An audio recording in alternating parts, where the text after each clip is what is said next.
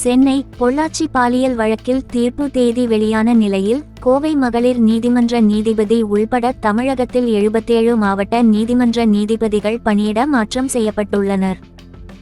பொள்ளாச்சி பாலியல் வழக்கில் மே 13ஆம் தீர்ப்பளிக்கப்படும் என தீர்ப்பு தேதி வெளியான நிலையில் தமிழகத்தில் உள்ள மாவட்ட நீதிமன்ற நீதிபதிகள் உள்பட 77 நீதிபதிகள் பணியிட மாற்றம் செய்யப்பட்டுள்ளதாக அறிவிப்பு வெளியாகியிருக்கிறது.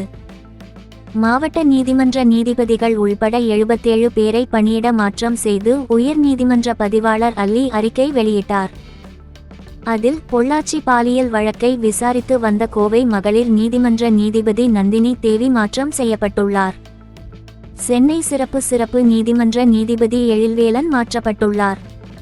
சென்னை போக்சோ நீதிமன்ற நீதிபதி ராஜலட்சுமி விழுப்புரம் குடும்ப நல நீதிமன்றத்துக்கு மாற்றம் செய்யப்பட்டுள்ளார்.